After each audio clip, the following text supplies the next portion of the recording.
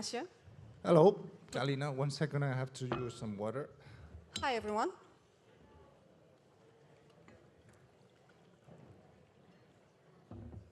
Thank you. So resilience. Resilience.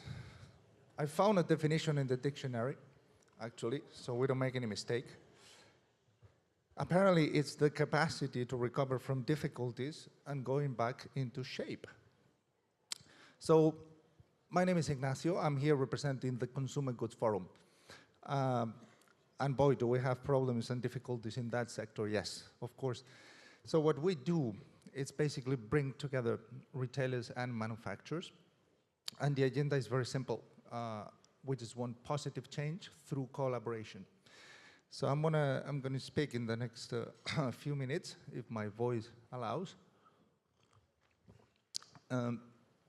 about how do we make sure that these companies implement sustainability commitments. And then we'll move into the fascinating case of biomimicry later on. So Consumer Goods Forums, based here in Paris, actually, we have offices in a few other countries, but we basically deal with 4 main topics when it comes to sustainability in helping retailers and manufacturers.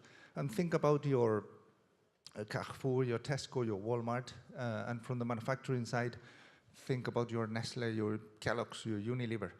So those are big companies. All of them are doing wonderful things, but what we do is bring them together to assure market transformation. So 4 topics. Deforestation-free commodities. Second one is refrigeration. And then I'll move into waste, both plastics and food waste. So let me start with deforestation. I think you're all familiar with the rate of deforestation, and far from decreasing, it's been increasing over the past years. And one of the drivers of that deforestation is the consumption of commodities. So pretty much 40% of the products that you find in your supermarkets contain, for example, soy or palm. It's not obvious to us, but it's embedded in the product.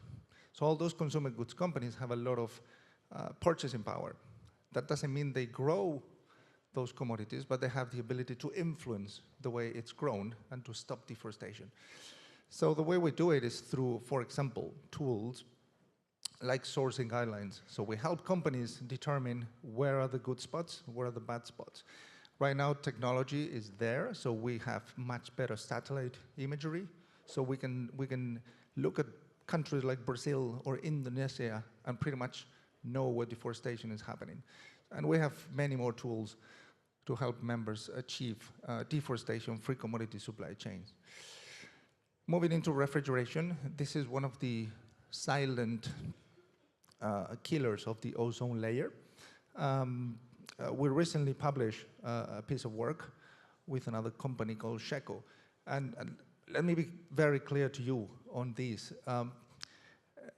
Switching from synthetic refrigerants into natural refrigerants, this is the HFCs, hydrofluorocarbons, into natural refrigerants.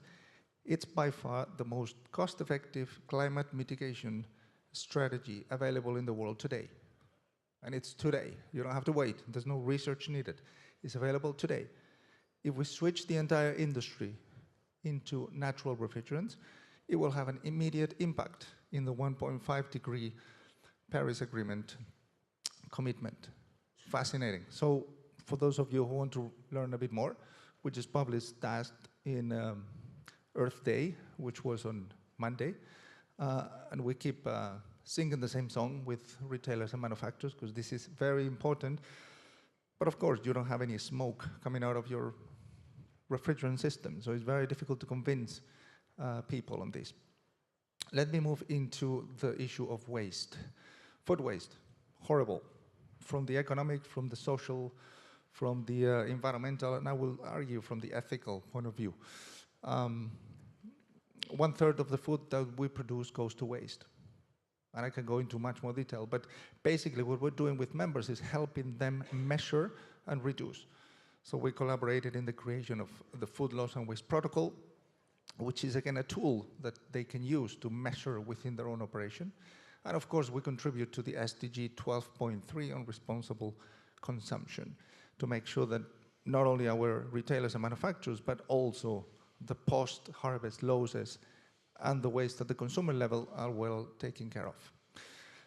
And the last one on waste is plastics. And I don't think I need to explain to this audience what's going on with plastics.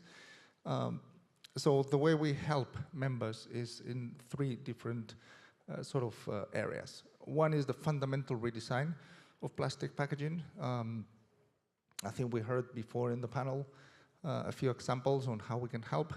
Companies are doing lots of things, 100% recyclable, reusable, compostable, but we need to make it that simple for those containers to be recycled or ideally reused. The second area where we need to be very clear is on efficient recycling system. No matter how good is your packaging, if the system fails, it will end up in the ocean. So those systems is from the point that we put it in the garbage container, we kind of lose track. There's a lot of things happening, and then leakage ends with this product into the ocean or the environment.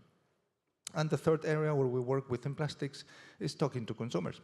Because right now, it's very easy to demonize plastics, and yes, companies are using probably more than what they should, but we all have a role to play. And that means governments, especially municipalities, we as consumers, and this crowd is very well aware. Everybody brought his own bottle and things like that, and removal of plastic straws and things like that. But we need to make this the norm, and right now is the exception. So those are kind of the areas that we are working on. And that's, again, things that we can do today, but thinking a little bit... Sorry, I'm going to interrupt you with a Sure. question from the floor, from my activators, because the session is about biomimicry also. We have 7 minutes left on the clock, so we'd like to get some concrete examples from you guys of what is biomimicry, so they can help understand also, please. And what a perfect segue to my colleague, Kalina. Thank you. Thank you. Thank you very much. Yes, indeed, I just have an incredible job.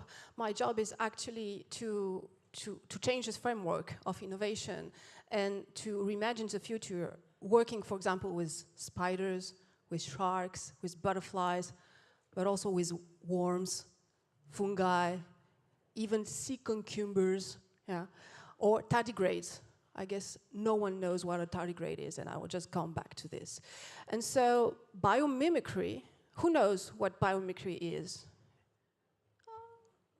I would say half of the room. Okay, so biomimicry is actually getting inspiration into the living world, into living world strategies and organisms strategies for innovation, and to actually get solutions to our major social and societal challenges. So how long, do you know, Ignacio, how long has life been on Earth? About? I'll take a guess, 25 million years? No, much more. Someone knows? Billion years, so 4 billion years. Okay, 4 billion years for life on Earth. Homo sapiens, us, 200,000 years, which is very, very a small amount of time in comparison.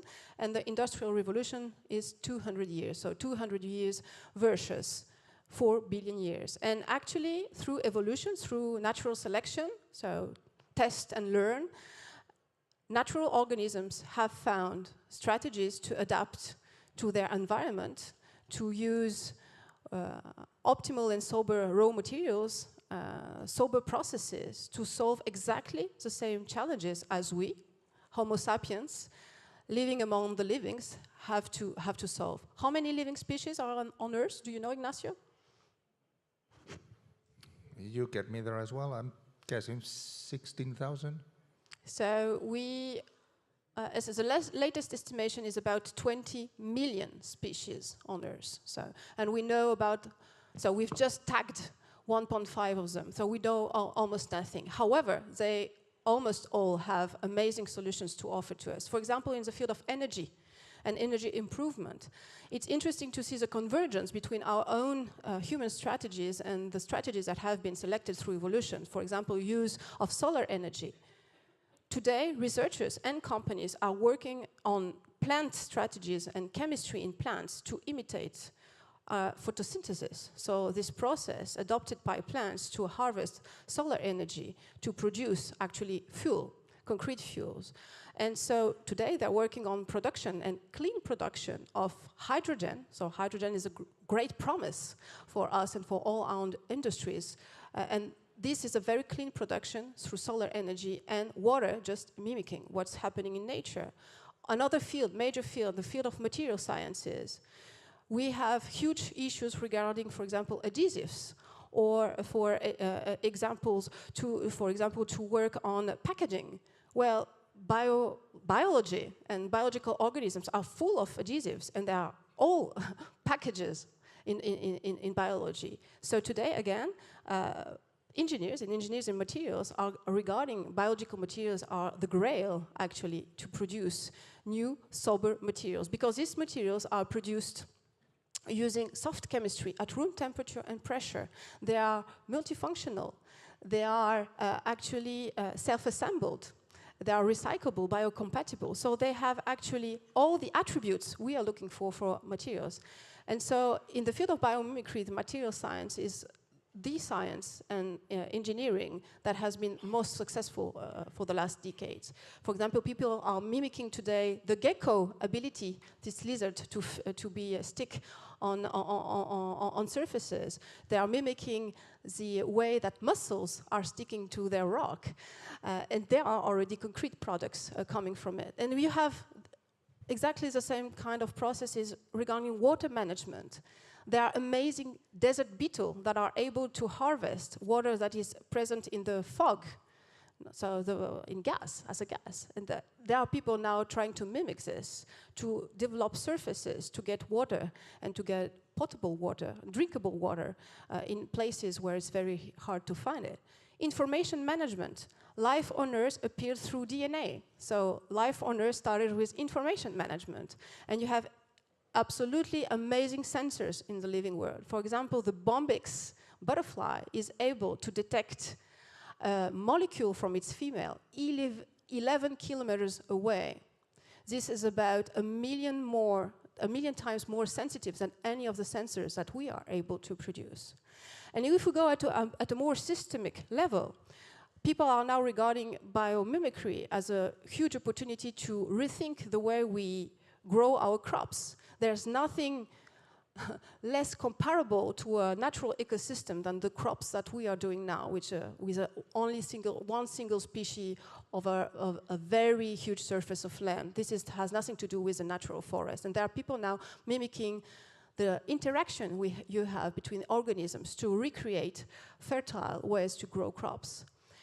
At another level, to reimagine regenerative cities, also biomimicry is used so that our cities are able to produce services, the same ecosystemic services as natural ecosystems do. And maybe some of you had the chance to go this morning to a very nice workshop that has been organized here by Institut des Futurs Souhaitables on how can biomimicry help to build regenerative cities. And there is a last level, probably one of the most interesting, is how do we reinvent organizations and management and complex management and organization through biomimicry. And so how can this biological organization help us rethink our own organizations?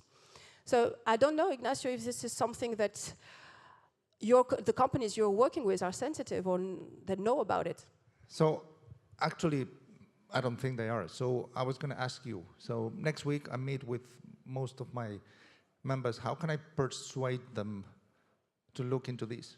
In other words, how can they embed this sort of practice in their companies? Well, I would say that the best way to do it is, as Janine Binius, who is one of the big pioneers in the field of biomimicry, say, just bring biologists at your design table. I guess most of you have forgotten completely, or at least have stopped, for most of you, biology and biology learning when you were maybe 17 or 18 years old, and then you have almost no biologists at all in most of companies, or actually they're not involved into real design. So how do we bring back biologists at the design table? Excellent. Do we have time for the public? I'm sorry, we've run on this session already, but stick around later so that you guys can ask these people a question, and I know our activators have questions for you later as well. But thank you very much to Kalina for talking to us about biomimicry. Thank you. And to Ignacio about resilience.